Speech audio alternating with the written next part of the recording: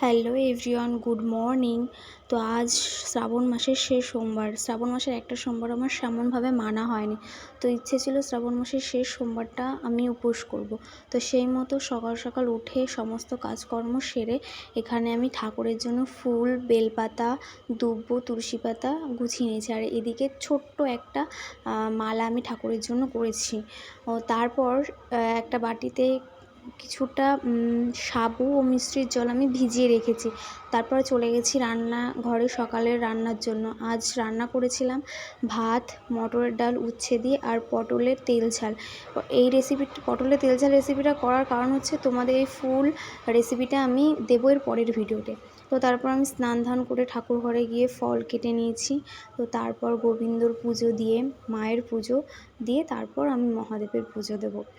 তো এখানে আমি পুজো দিতে গিয়ে ভিডিওটি করছি বলে অনেকের মনেই অনেক প্রশ্ন জাগতে পারে। তবে আমি দেখেছি এরকম যে পুজো দিতে গিয়েও মানুষে ভিডিও করে। তবে ভিডিও করাটা বড় কথা না, বড় কথাটা হচ্ছে ভক্তি। আমি যদি ভক্তি দিয়ে পুজো করি সেটাই সবথেকে বড় কথা। তো আমি এখানে ভক্তি দিয়েই পুজো করছিলাম।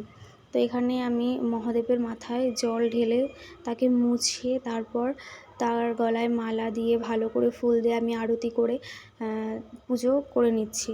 তো পুজো হয়ে গেলে আমি একটু মিষ্টির জল খেয়ে আমার উপোস ভঙ্গ করলাম। তো ভিডিওটি ভালো লাগলে অবশ্যই একটা like, comment, share and subscribe করে দেবেন। আর ভিডিওতে যদি কোনো রকম ভুল কথা আমি বলে থাকি প্লিজ কমেন্টে জানাবেন, আমি শুধরে নেব। Bye bye.